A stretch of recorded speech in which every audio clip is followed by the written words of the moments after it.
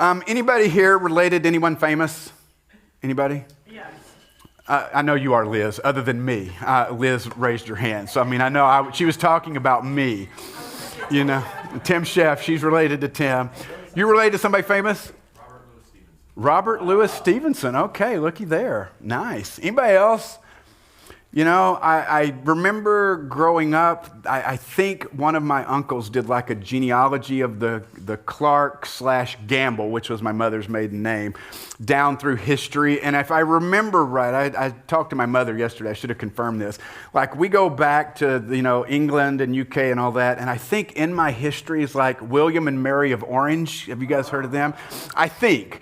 My mother will listen to this and she'll probably call or text me and be like, you have made up a story. And so if it is, I'll fix that in the coming weeks. But I realize that I'm often mistaken for the dad of a famous Clark, but unfortunately there is no relation and unfortunately no financial benefit coming this way. So, there is some fascination with knowing where we come from, isn't there? In fact, there's even been a few TV shows that have become, popular over the years. Like there's one that was called Finding Your Roots. Anybody ever watched that one? Or there was one called Who Do You Think You Are? And they would trace the history and they would kind of look and see who are you related to, what's in your past. And there was often reveals of, shocking or scandalous facts from our lineage. No, this is not the Mara, you are not the father kind of stuff. But, occasionally they would have a parent or a grandparent that might not have been as biological as you thought, or an ancestor with a sordid past, or even a career criminal, or even like this one kind of scandalous thing that happened in one of these shows where you discovered that your family were slave owners. In fact, that's what happened to actor Ben Affleck. I don't know if you guys knew this. So about a decade ago, there was an incident that blew up because as they went through his history, he actually asked them to not reveal what they had discovered. And as you can imagine, that was kind of a cover-up and a scandal. But can you blame him? They discovered his ancestors were slave owners, and it's like, I don't know that I would want that information coming out. Do any of us really like to have our dirty laundry aired on social media or anywhere else? Of course not. We try to keep those things hidden. Nobody wants all the world to know our dirty little secrets, except for the Bible. Have you noticed that? There's something about the Bible where the Bible really doesn't mind just putting it all out there for us to see and for all those sordid little details to just be laid out there in front of us. And if you think about it, it's kind of interesting that the Bible does that, because if you were putting together a religion and you thought, I want to create a religion that people want to be a part of, something aspirational, what are we going to put in that book? I think we're going to put the good stories, right? We're only going to put the success stories. We're not going to put the difficulties, the challenges, or anything that's going to make somebody look bad. And yet right there in black and white for us, for all the world to see, is all the difficulty, all the doubt, the sexual impropriety, the murder, the lying, the treachery. You name it, you can probably find it in the Bible. Now, I can read your thoughts already, and you're like, Brent, it's Advent season. You're supposed to be getting us ready for Christmas. When are we going to start decking the halls and such? Don't worry, we'll get there. But this Advent season, what we want to do is we want to take a look at the genealogy of Jesus, who is in his family line, and more specifically, the women that are included. There are 5 women mentioned in Matthew's genealogy of Jesus, and we're going to look at them. We're calling this hidden figures because if you're not paying attention, you can just read right past them. And they're there, and we want to kind of say, why are they there? What can we learn about them? Why were the writers of the New Testament so intentional about making sure that their names were included? And we have to acknowledge that, at least for Bible times, this is kind of an interesting thing to do. Now, it's not unheard of. Women could be listed in a genealogy, but for the most part, it was all about the man. What man fathered what man, as if women weren't part of that process at all. But we know they were. And the women that were listed, I think it would be wise for us to say, why? What is their story? But I do need to give you a word of warning. These are not your normal, lovely, sanitized stories of the Bible. They are messy. You may squirm a little bit today, good. There are some graphic details. I mean, these stories might be banned in some libraries, just so you know. They are at least PG-13, and depending on the director, they could be rated R. I mean, these stories that we're going to hear, most likely you have never seen on a VeggieTale. I mean, I'm just saying, okay? So who's ready to dive in now that I've set this up so good, right? So to start, we just want to turn to Matthew chapter 1. Who are we going to be looking at? And just to set this up a little bit, in the New Testament, Luke and Matthew both list genealogies of Jesus. And if you start looking at them, you might wonder, what's the deal? Because they don't line up. They aren't identical, which some people find problematic. But this doesn't have to be. I mean, some scholars say that Matthew gives Jesus his line through his father Joseph, while Luke goes through the mother Mary. Others say their emphasis is different because they have different purposes. And to be honest, we may not fully be able to resolve this. We have to live with a little bit of tension here. It's okay, right? We have to remember that 2,000 years ago, when people wrote, they didn't write with a 21st century mentality. They weren't writing a history book. They weren't writing to get everything exactly right. In fact, in some levels, you'll see, oh, there were 14 generations between here and here. And if you start looking, it's like, there were a little bit more than 14 or maybe less than 14. It just happened to work. That's what they said. And that's okay. That's what they did at the time. We don't put our standards on what they did then. And we understand this, okay? So we may not be able to resolve it, but what we do know is that Matthew, the way he wrote, is he was choosing to emphasize something very specific about Jesus. And that was his kingship. That he came through the line of King David, and that Jesus is king. So we're going to keep that in mind as we read these next few weeks. But let's just start with Matthew chapter 1, and here's what we read. It says, "This is the genealogy of Jesus the Messiah, the son of David, the son of Abraham. Abraham was the father of Isaac, Isaac the father of Jacob, Jacob the father of Judah and his brothers, Judah the father of Perez and Zerah, whose mother was Tamar. Perez, the father of Hezron, Hezron, the father of Ram." We're just going to stop there because we've already hit the first woman in the book. 3 verses in, and we see she's listed as the mother of Perez and Zerah, but not much else. And so if you're like me, you kind of want to know, well, who is this woman and what do we want to know about her? Well, to get her story, we turn back to Genesis chapter 38. Now, if you were with us in February of 24. Now, I realize that was almost 2 years ago. You might remember we did a series on the life of Joseph. Anybody remember that? Yep. Now, what you may, if you were astute and you were watching as we were going, we did 6 weeks in that, and we did about a chapter a week, except there was a week we skipped a chapter. This is the chapter that we skipped, was Genesis chapter 38, because it really didn't have to do with the life of Joseph. It's kind of a carve-out where we pause for a moment in the story of Joseph and we talk about one of his brothers, Judah. And it's in Genesis 38 that we get this wild, crazy story about Judah and this woman named Tamar. And as I said before, that you're going to find this is going to be incredibly messy, and there's going to be disturbing details of a woman who's living as a victim of a patriarchal system. And while having no power herself, she does have agency, and she uses her agency to force the right thing to be done. And by doing so, she becomes a vehicle for God's redemption for the world. So let's look and see what we read about Tamar. Genesis 38, it says this. It says, "At that time, Judah left his brothers and went down to stay with a man of Adullam named Hira. There Judah met the daughter of a Canaanite man named Shua. He married her, made love to her. She became pregnant and gave birth to a son who was named She conceived again and gave birth to a son named Onan. She gave birth to still another son named Shelah.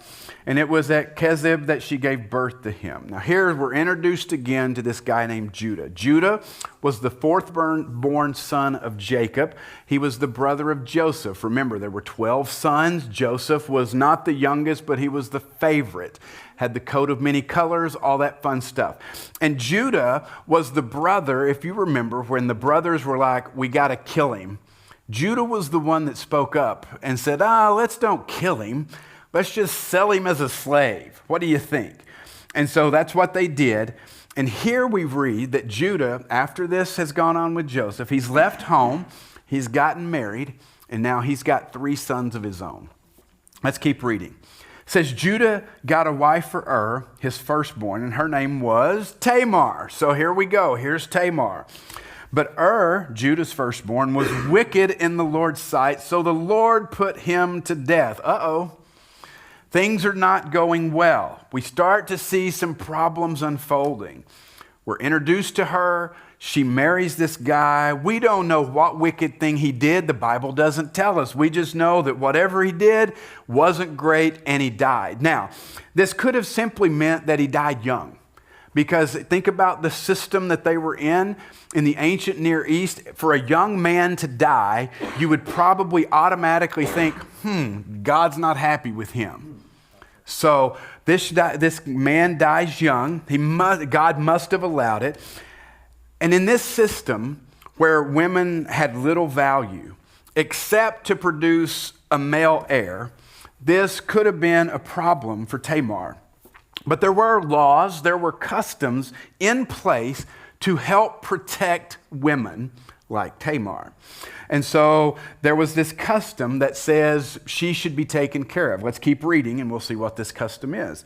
It says, then Judah, he's lost one son. He says to his second son, Onan, he says, sleep with your brother's wife. Now I realize right now, 21st century thinking, we're like, no, we've crossed a line. This is part of the custom. Sleep with your brother's wife and fulfill your duty to her as a brother-in-law to raise up offspring for your brother. But Onan knew that the child would not be his. So whenever he slept with his brother's wife, he spilled his semen on the ground to keep from providing offspring for his brother. Probably the first time I've said semen in a sermon in 18 years, just for the record. What he did was wicked in the Lord's sight, so the Lord put him to death also. Merry Christmas. What a great Christmas story, right? Don't you love this Christmas story? Best Christmas sermon ever. Best one. But this was the custom. If a woman's husband died and she was childless, basically she had no one to care for her. A couple of things could happen. The levirate custom was for the brother of the widow, the guy that died, to marry. Now, the father-in-law could also release the woman to go and get remarried to somebody else or just send them home to be with their dad and live as a widow forever. But then you're kind of left with, what do you do? If you're released to get remarried, you got to find somebody that wants to marry a widow. Or if you go back home, you're only as safe until your father dies, and then you're going to be at the mercy of the system and the culture and everything else. So this levirate marriage custom, as it was called, said if a man dies and his wife doesn't have a child because the male heir would be the one to care for her, then the brother needs to step in. The brother needs to sleep with her until she gets pregnant so that when she has a child, a male heir, that male heir will take the place of the brother that has died. That was the way it worked. This heir would be considered the heir of the dead husband, not the one who sired him, if that makes sense. The problem is this. It wasn't just that the son was the son of the dead guy. It also meant that everything that the firstborn that is dead would have gotten now goes to their son. You see a problem here? You see what the second-born son is asked to do? They're asked to put somebody ahead of them in the birthright order, and thereby doing so, take less. It's a problem, right? Onan, produce an heir. Put yourself in second place. And as we see here in the story, Onan says, I don't think so.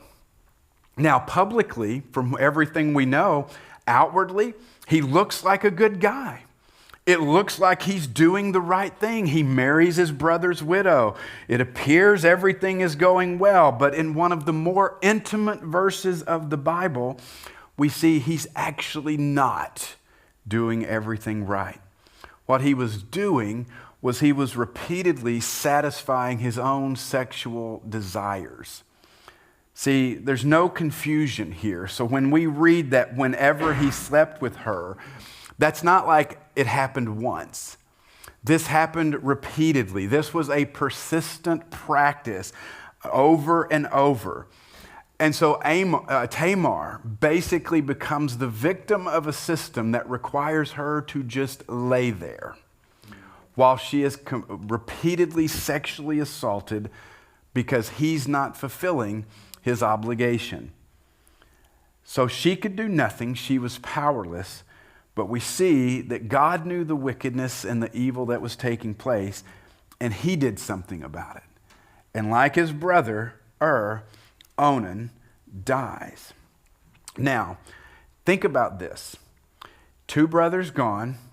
You've got this widow now, twice over. How do you think Judah is going to feel about this woman?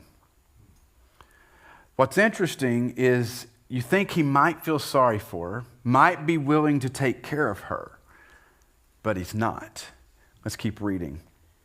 It says, Judah then said to his daughter-in-law Tamar, live as a widow in your father's household until my son Shelah grows up, for he thought he may die too, just like his brothers. So Tamar went to live in her father's household.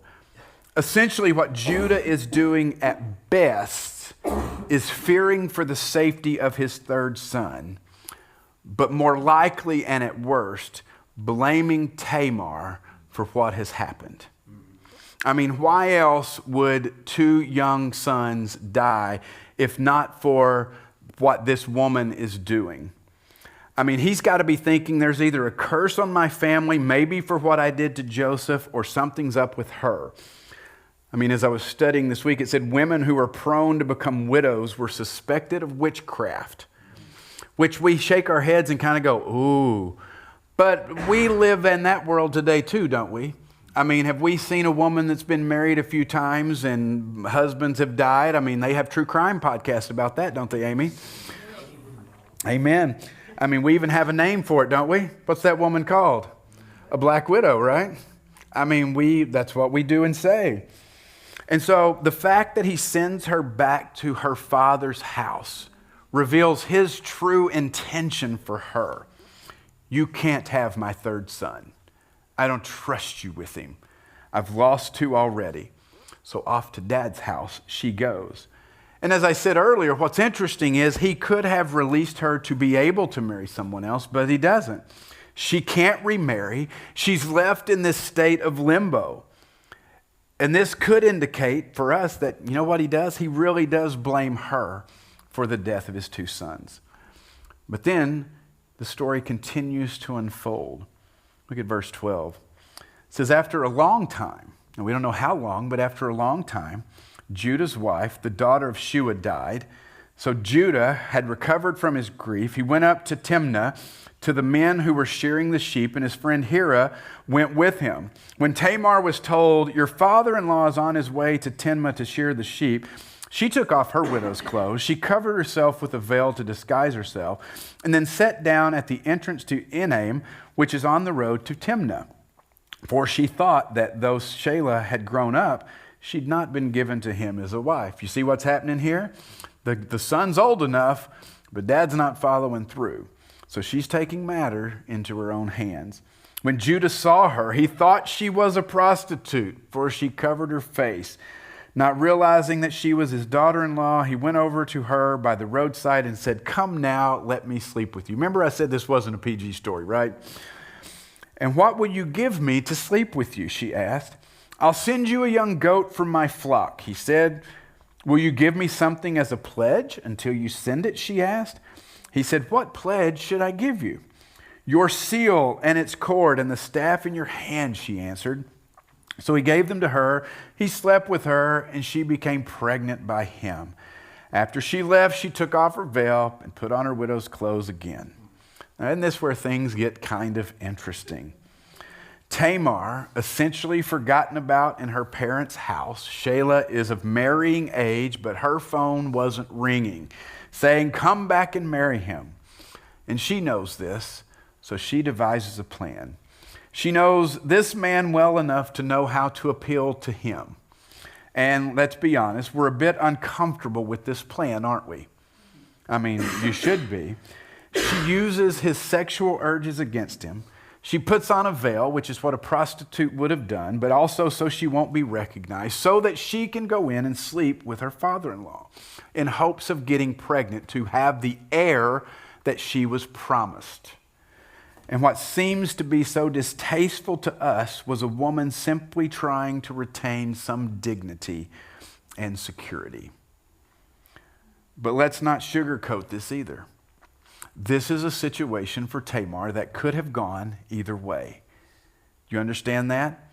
That what she's doing will either redeem her or condemn her to death. This is both sides. And based on Judah's actions previously, what do you think is more likely? But she was incredibly wise in what she did. And this man, in the company of other men in the Bible who do less than wise things, decides to leave behind for this woman his driver's license, his keys, and his wallet. I mean, that's essentially what he does. I mean, let's just be honest. Guys, he's an idiot, just like most of us. It's fine. So let's wrap this up. What's going to happen here? Well, Judah does stay true to his word. After all, he wants his keys, his wallet, and his driver's license back. So he sends his friend back to find this woman, and he's got a goat with him to get his things. But this woman is nowhere to be found. In fact, they thought Tamar was a temple prostitute. But then as his friend is like inquiring, he's like, where's that temple prostitute that was out by the road? And the people are like, ain't no temple prostitute here. What are you talking about? His friends tells Judah, I can't find her anywhere. And Judah's finally like, fine, let's just let it go. She can keep what she's got, because if we keep looking, I'm going to be a laughing stock, and I don't want to be a laughing stock. Again, any guy here doubt this is the conversation going on between these men? Not at all. I mean, they're trying to cover it up now. Let's do anything to keep us from losing face here. And then we come to the end of the story. Verse 24 says this. About 3 months later, Judah was told, your daughter-in-law Tamar is guilty of prostitution, and as a result, she is now pregnant. Judah said, bring her out, and we're going to burn her to death. As she was being brought out, she sent a message to her father-in-law. Look at this. This woman is shrewd and wise. She sent a message to Judah, and she says, I'm pregnant by the man who owns these. And she added, see if you recognize whose seal and cord and staff these are. You got to love this, right? I mean, this is a moment. This is genius right here. She knew what she was doing. Verse 26 says, Judah recognized them and said, she is more righteous than I, since I wouldn't give her my son Shelah. And he did not sleep with her again. When the time came for her to give birth, there were twin boys in her womb. As she was giving birth, one of them put out his hand, so the midwife took a scarlet thread and tied it to his wrist and said, this one came out first. But when he drew back his hand, his brother came out, and she said, this is how you have broken out. So he was named Perez. We've seen that name before. And then his brother, who had the scarlet thread on his wrist, came out, and he was named Zerah. And we've seen that name before. What a twist, right? I mean, it's good stuff. This is nice, interesting reading here. Judah goes from burner at the stake to saying, wow, she is more righteous than me. And who would have guessed that this man, who basically up to this point has done almost everything wrong, would be willing to say, I am wrong. And yet he is. And while we may not want to give Judah much credit, we do have to acknowledge that he at least did the right thing here. And what is messy and complicated for us gets even more so by the fact that Tamar is pregnant, she has 2 sons, and continues the family line, which will run through King David all the way to Jesus. I mean, if this was on the Who Do You Think You Are show, we'd be paying big money for this story to not be told, wouldn't we? And yet Matthew, for some reason, puts it right there to remind us about what is in Jesus' lineage. So what do we do with this story? What are we to make of this? This is such a fascinating story, isn't it? I got a few thoughts on how we kind of can read this. And the first thing is this. We need to remember that not everything in the Bible is prescriptive. I shouldn't have to say this, but sometimes we get overload on literalness of everything in the Bible. This is not a prescriptive story. We are not told this to go out and repeat or live this in any way. I hear often people advocating for biblical marriage. I would just say, not this one. Okay? If you got to pick one, this is not the one to pick. Okay? This is not prescriptive. Number two, what I would say is when I look at Judah, I see a man who is blind to reality. He's willing to lay the blame on someone who may be innocent, but also might be making decisions from his wounds. Let me explain. Here's a man, and his two sons are obviously not good guys. I mean, the Bible describes them as evil. And yet the way Judah decides to deal with Tamar indicates he's most likely blaming her, not the evil ones, for what has happened. As I read that, and I thought, she is forced to pay the price for the actions of evil men because he is unable or unwilling to see the truth of the situation.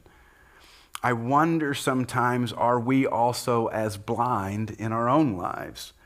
Do we fall into the same trap? In our desire to justify ourselves, to justify a position we hold, we become blind to the evil and injustices happening around us, sometimes willing to ignore it, but even at times willing to call evil good. I think Judah did that. And I think it's interesting because just like Judah, we think we can get away with it. Because I think he thought, let me get rid of this woman. She's clearly a witch. I mean, she has to be, right? We'll just put her off in the corner at her dad's house. Now, we don't really care about her. We just don't want to be around her. And I'm going to protect what I have. The blindness to the reality, I think, causes us to make really, really bad decisions and to align ourselves with really, really bad people and positions. This is a story of a reminder that, as the Bible says, our sins will find us out eventually. When we stand for injustice, that will come out eventually, just like it did with Judah. I wonder how blind we are. Are we blind like Judah? Is this story a reminder to have our eyes opened and be willing to take that hard, honest look? I mean, Amy was leading us through this morning a moment of confession. There's nothing more uncomfortable than having to acknowledge your own stuff. But how clean can the house get if we move the couch and we don't pick up the toys and the dog treats? How clean can our lives get if we don't acknowledge the things that are holding us back? And I'll tell you, we can be pretty self-deceptive sometimes. And this story is a reminder to be open to what we may not be able to see, but maybe more importantly, be open to when God is confronting us on those things like Judah had confronted with the whole issue of Tamar. Third, while it may be uncomfortable for us to think about what she did, I do think we have to look at Tamar. She's a hero here, a heroine, isn't she? She demonstrates strength and persistence and wisdom and courage. I mean, this woman had no power at all. And yet what she did ensured the continuation of the line of Judah, which Jesus is going to come from. That's amazing. I mean, as one commentator wrote, it said, Tamar, through her determination to have children, secured for Judah the honor of fathering both David and the Savior of the world. Yeah. Wow. It's not because Judah, it's because Tamar was willing to put her own life on the line to get the right thing done, to seek justice. And as I thought about Tamar, I thought about how she was truly powerless in so many ways. but then there were areas where she wasn't. And even though she had no status or authority, she still had agency. Everything was stacked against her. She was dependent upon Judah for everything. And she was denied justice, and yet she found a way. She used what she did have to seek justice. And in the end, she was called more righteous than Judah. That's his words. And she becomes the way God is going to bring redemption to the world. In spite of how some may have tried to silence her and push her into obscurity. And you know what the Bible does? The Bible doesn't push her into obscurity. The Bible affirms her. So there you go. There's your first Christmas story. What do you think? Merry, Merry Christmas. There's significance to this story. It was inspired by the Holy Spirit to be part of our Bibles. And while it may seem insignificant, I actually did the math. It says this story only makes up about 0.1% of our Bible. It is a reminder to us, and we're going to see this through the entire series, that God works through our mess. We need to be reminded of that. We need to be reminded that the lineage of Jesus includes messiness, but it also includes ethnic diversity. She, Tamar, was a Canaanite, a Gentile. And as we'll get through more, it's going to include offspring, as we see this one here, that were conceived out of wedlock. Wow, that's not something we put right up on the family tree often. Joyce Baldwin, a commentator, said this. It said, in the providence of God, the lineage of Judah fulfilled God's purposes, which had of necessity to bear with human sinfulness in order to redeem it. That God saves by grace and not by merit needs to be unmistakable so that all may read and understand. That's good, isn't it? And when we get to the New Testament, not only do we see Tamar's name mentioned in his genealogy, you know what you also see? Jesus, one of the names that he carries is the Lion of Judah. It really should be the Lion of Tamar, to be honest. I mean, if we're really, but he's the Lion of Judah. You see it there in Revelation chapter 5.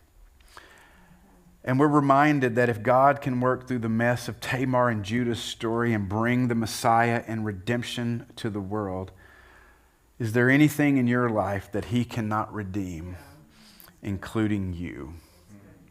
Worship team, go ahead and come back. I just want you to sit with that question for just a moment. If God can work through the mess of Tamar and Judah's story, and if he can bring the Messiah and the redemption of the world through their mess, is there anything in your life he cannot redeem, including you? Just think on that for just a moment.